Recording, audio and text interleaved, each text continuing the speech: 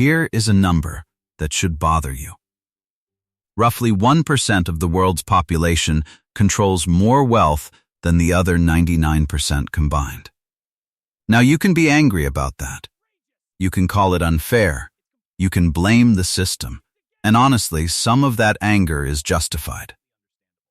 But here's the thing. Being angry about it won't change your bank account. Understanding it might. Because here's what nobody tells you.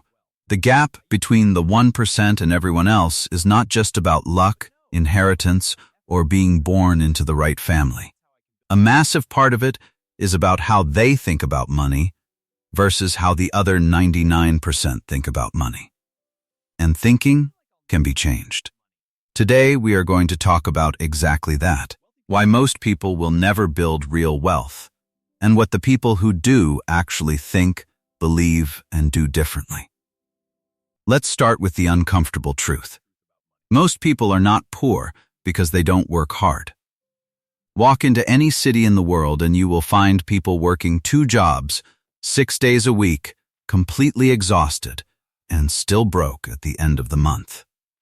Hard work alone does not build wealth. If it did, construction workers and farmers would be the richest people on earth. They are not. So effort is not the missing ingredient. Something else is. The first thing the 1% do differently is they understand the difference between earning money and building wealth. For most people, the goal is a good salary. Get a degree, get a job, get a raise, earn more money. And that's where the thinking stops. But here's the trap. No matter how much you earn, if you spend everything you earn, you will never be wealthy. You will just be a high-income person living paycheck to paycheck. And those people exist everywhere. Doctors who are broke, lawyers drowning in debt, executives who can't afford to retire.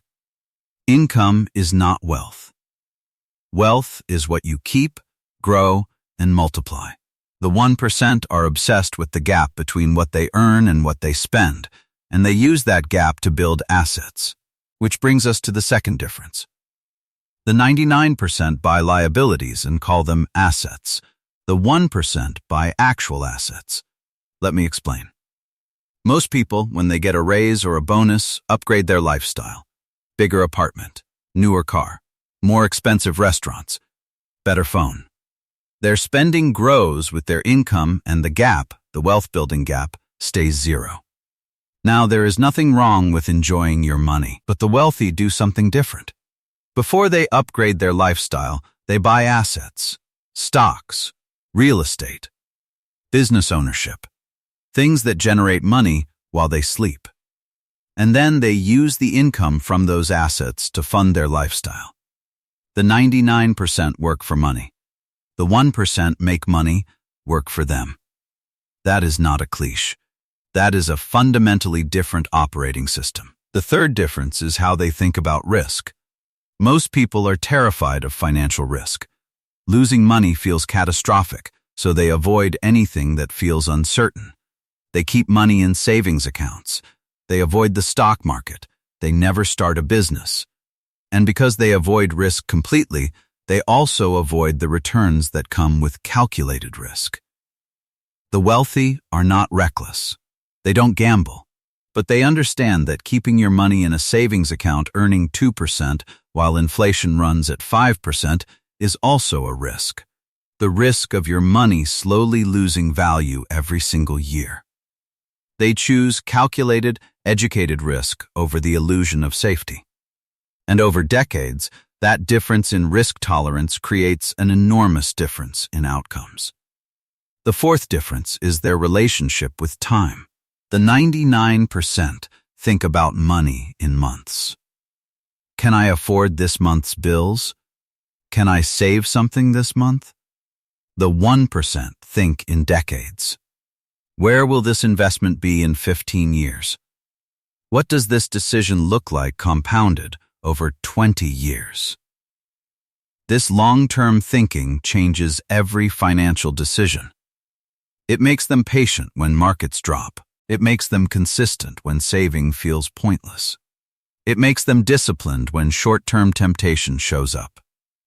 Time is the most powerful force in wealth building, and the people who understand that win. The fifth difference, and this one is the hardest to hear, is that the wealthy invest in themselves before anything else. Books, courses, mentors, skills. They constantly upgrade their ability to earn, think, and make decisions. The return on investing in your own knowledge and skills is often higher than any stock or property, because a more skilled, more knowledgeable version of you will make better decisions for the rest of your life. The 99% see self-investment as an expense. The 1% see it as the highest return asset they own. Now here is the important thing. You do not need to be in the 1% to use these principles. You need to start thinking like them. Start with the gap. Spend less than you earn, even if it's a small difference. Use that gap to buy assets, even small ones. Index funds, a small investment account, skills that increase your income. Think in years, not months. Accept calculated risk as part of the process, and stop waiting until you earn more to start, because the habits you build at every income level follow you to the next one. The 1% are not a different species. They are people who learned a different set of rules and played by them consistently. Now you know the rules too. The question is what you do with them. Subscribe to Money Habits if this is the kind of content that makes you think differently about money. Like the video, share it with someone who needs to hear this, and drop a comment. Which of these 5 differences hit you the hardest? See you in the next one.